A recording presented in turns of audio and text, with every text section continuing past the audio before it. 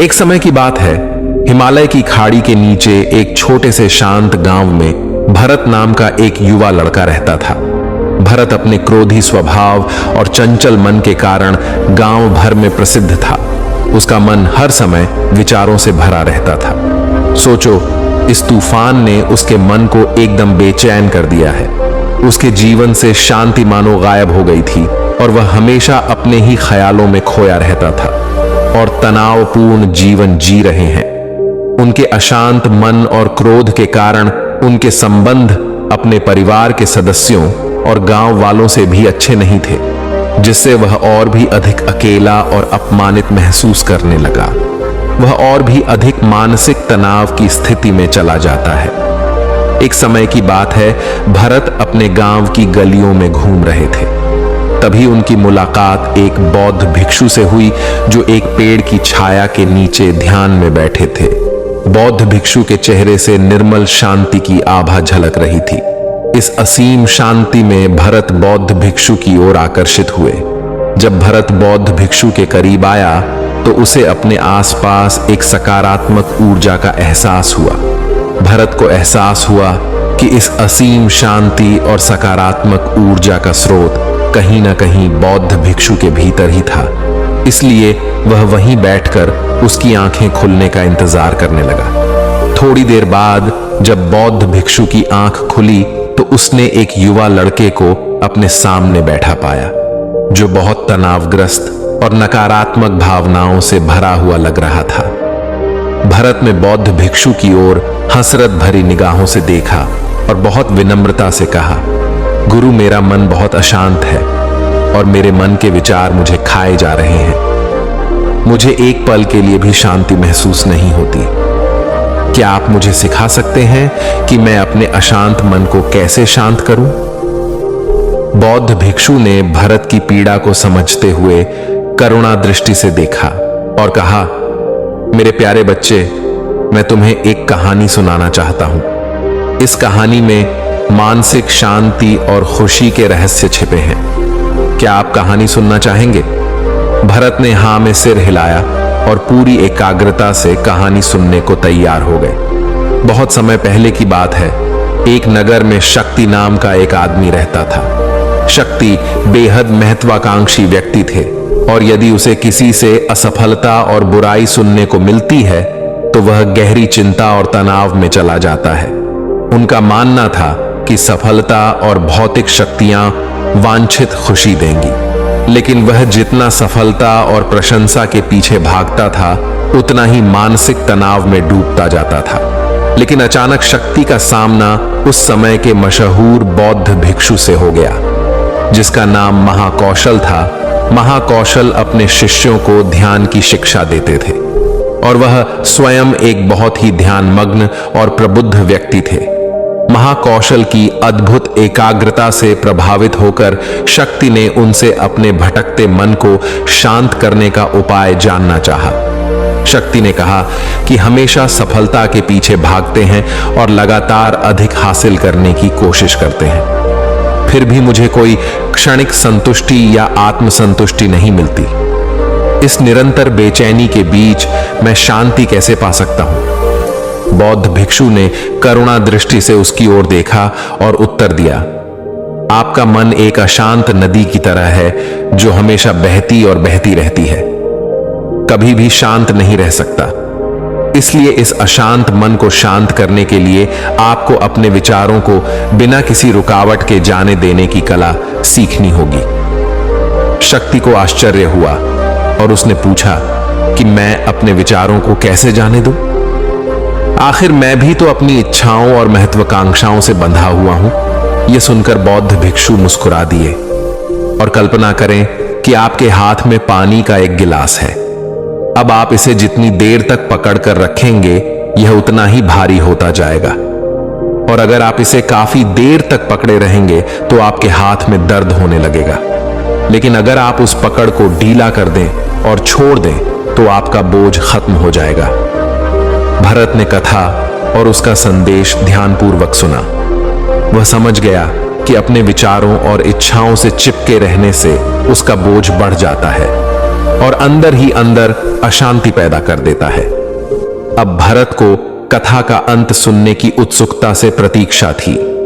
बौद्ध भिक्षु ने कहानी जारी रखते हुए कहा कि शक्ति ने बौद्ध भिक्षु के शब्दों के बाद विचारों को छोड़ने का अभ्यास करना शुरू कर दिया। वह बिना किसी पूर्व निर्णय के अपने विचारों और भावनाओं को आते और जाते देखता है। अब उसने विचारों को पकड़ना बंद कर दिया था। विचार उठते थे और अपने आप चले जाते थे। धीरे धीरे उसे यह एहसास होने लगा कि उसकी इच्छा और भावना भी सभी दुखों का कारण है। जैसे जैसे शक्ति ध्यान में गहरे उतरते गए, उन्होंने पाया कि वर्तमान में जीना ही आंतरिक शांति का एकमात्र स्रोत है। वह खुद को वर्तमान में स्थापित करके अपने मन की निरंतर बकवास से छुटकारा पा सकता है। धीरे धीरे शक्ति का मन एक शांत झील की तरह हो गया, जो बाहरी दुनिया को अपने अंदर प्रतिबिंबित करती है। उन्होंने जीवन की सादगी में संतोष को अधिक महत्व दिया और भौतिक संपत्ति के प्रति अपना लगाव छोड़ दिया। जैसे ही सत्ता में ऐसे बदलाव की खबर लोगों के बीच फैली, दूर दूर से लोग मार्गदर्शन लेने आने लगे। लोगों को विचारों को मुक्त करने की कला सिखाना और उन्हें अपने भीतर शांति खोजने के लिए मार्गदर्शन करना, वह लोगों के बीच शांति और ज्ञान का प्रतीक बन गए। शक्ति और साधु की कथा समाप्त कर महाकौशल बौद्ध भिक्षु कुछ देर के लिए चुप हो गए, ताकि इस कहानी का अर्थ भरत के मन में अच्छी तरह बैठ जाए। भरत ने बौद्ध भिक्षु की ओर देखा तो उनकी आंखों में अब एक नई समझ दिखाई दे रही थी।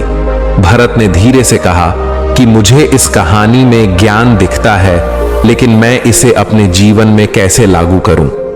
मैं अपने अशांत मन को कैसे शांत कर सकता हूं? भरत के इस सवाल पर बौद्ध भिक्षु गर्मजोशी से मुस्कुराते हैं और फिर कहा कि बेचैन मन को शांत करने का अभ्यास आत्म जागरूकता से शुरू होता है। अपने भीतर उठने वाले विचारों का निरीक्षण करने के लिए प्रतिदिन कुछ समय निकालें।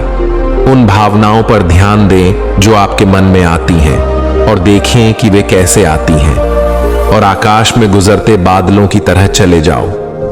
भरत ने आंखें बंद कर लीं और बौद्ध भिक्षु के कहे अनुसार अपने विचारों का अवलोकन करने लगे।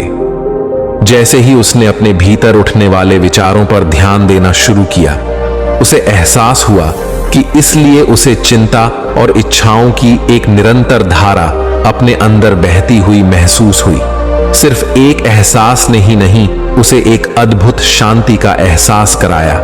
उन्हें यह भी एहसास हुआ कि यह सभी विचारों और भावनाओं से अलग है। बौद्ध भिक्षु ने आगे कहा कि जैसे शक्ति ने खुद को सभी मोह माया से अलग कर लिया था, अपने मन को अशांतकारी विचारों और भावनाओं से मुक्त करने का अभ्यास विकसित करें। बिना किसी पूर्वाग्रह के विचार को वैसे ही स्वीकार करें जैसे वह आता है, और फिर धीरे धीरे उन्हें जाने दें और अपना ध्यान वर्तमान क्षण पर केंद्रित करें। लेकिन भरत ने टोकते हुए कहा कि क्या होगा अगर विचार और भावनाएं इतनी मजबूत हों कि वे बनी ही रहें और दिमाग से निकलने से इनकार कर दें।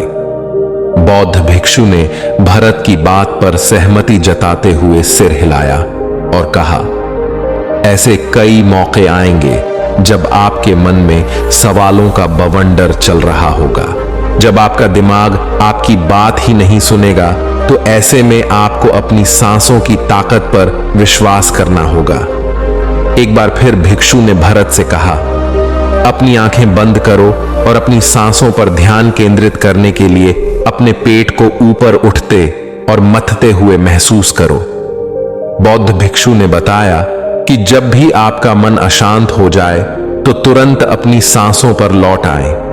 सांस की वाद्य गति आपको तुरंत वर्तमान के चरणों में वापस खींच लेगी और आपको शांति का एहसास कराता है। एक बौद्ध भिक्षु के निर्देशानुसार आने और जाने वाली सांसों पर ध्यान केंद्रित करने का प्रयास किया। इस छोटे से व्यायाम से उन्हें मानसिक शांति का अनुभव हुआ। उसे याद आया कि उसकी सांसें हमेशा उसके साथ थीं, जो उसे वर्तमान क्षण की याद दिलाती थी। आराम और शांति लाता है। भरत के इस विकास को देखकर बौद्ध भिक्षु मंद मंद मुस्कुराए और बोले, मेरे प्रिय, बेचैन मन को शांत करना एक ऐसी साधना है जिसमें बहुत प्रयास और दृढ़ इच्छा शक्ति की आवश्यकता होती है, क्योंकि लगातार व्यायाम से मांसपेशियां मजबूत होती हैं। उसी तरह नियमित अभ्यास से मन भी शांत होता है। स्वीकृति में सिर हिलाते हुए एक बौद्ध भिक्षु को धन्यवाद देते हुए उन्होंने वादा किया कि आज से वह अपने अशांत मन को शांत कर सकेंगे और अपनी गैर शक्तियों को मुक्त कर सकेंगे और अपने अंदर शांति पाने के लिए इस यात्रा पर निकलने में सक्षम हो सके। बौद्ध भिक्षु ने भरत के कंधे पर हाथ रखा और कहा कि मुझे आपकी क्षमता पर बहुत विश्वास है और आपको जल्द ही अपनी आंतरिक शांति मिलेगी। लेकिन याद रखें कि यह आसान नहीं होगा, लेकिन अगर आप दृढ़ इच्छा शक्ति और खुले दिल से प्रयास करेंगे तो आप निश्चित रूप से वह टुकड़ा पालेंगे जो आपके अंदर है। उस दिन से भरत अपने अशांत मन को शांत करने का प्रयास करने लगे और हर दिन ध्यान करने के लिए एक अलग समय निर्धारित करें। उसने अपने मन में उठने वाले विचारों को बिना किसी रोक टोक के जाने दिया और अपनी सांसों के जरिए खुद को वर्तमान में बनाए रखने की कोशिश की। समय के साथ अभ्यास करते हुए भरत को अपने अंदर शांति का अनुभव हुआ। जैसे जैसे समय बीतता गया, भरत को ज्ञान और शांति के स्रोत के रूप में जाना जाने लगा। ग्रामीण अपने अशांत मन को शांत करने के लिए भरत के पास आते हैं। बौद्ध भिक्षुओं के शिक्षक दूसरों बौद्ध भिक्षुओं को पढ़ाने में मदद करते हुए आत्म जागरूकता की शक्ति साझा करते हैं और आंतरिक शांति पाने की शिक्षाएं साझा करते हैं। इसके साथ ही उन्होंने अपनी सांसों पर ध्यान देने और अपने विचारों को मुक्त करने की कला भी सिखाई। ऐसे निवासियों का विकास हुआ और उन्हें मन की अमूल्य शांति मिली। बौद्ध भिक्षु की शिक्षाओं और भरत द्वारा संचालित अभ्यास के माध्यम से विचारों को त्यागने और वर्तमान में जीने की कला दूर दूर तक फैल गई है। उन्होंने कई लोगों की जिंदगी बदल दी और जैसे जैसे समय बीतता गया, उनकी जिंदगी और भी बदलती गई। भरत का शांत प्रभाव उसके गांव की सीमाओं से परे तक फैला हुआ है। आसपास के गांवों और शहरों से लोग भरत के परिवर्तन की कहानी सुनते हैं, उनसे सलाह लेने आते हैं। मन के बोझ तले दबे लोगों के लिए भारत आशा की किरण बन गया। भारत की शिक्षाएं केवल ध्यान और प्रवचन तक ही सीमित नहीं थी, बल्कि वह रोजमर्रा के कामों को जागरूकता के साथ करने पर ज्यादा जोर देते थे। वह लोगों को अपनी भावनाओं के प्रति जागरूक रहने की याद दिलाते थे। इस बात पर ध्यान दें कि आप दिन भर में क्या कहते हैं और अपने आसपास होने वाली घटनाओं पर आप कैसे प्रतिक्रिया करते हैं। हर काम पूरी जागरूकता के साथ करें। जब आप खाएं तो प्रत्येक टुकड़े के स्वाद का आनंद लें। जब आप सूरज की रोशनी के सामने खड़े होते हैं तो उसकी गर्मी महसूस करते हैं। लोग क्या कहते हैं उसे ध्यान से सुनें और समझें। छोटे छोटे बदलावों से लोगों के जीवन में चमत्कारिक परिवर्तन आए। भरत की शिक्षाओं से लोगों ने सीखा कि जीवन का आनंद वर्तमान में जीने में है। दोस्तों, आपने आज के इस वीडियो से क्या सीखा वह मुझे आप कमेंट में बता सकते हैं। इसी के साथ में उम्मीद है कि आपको आज की वीडियो पसंद आई होगी।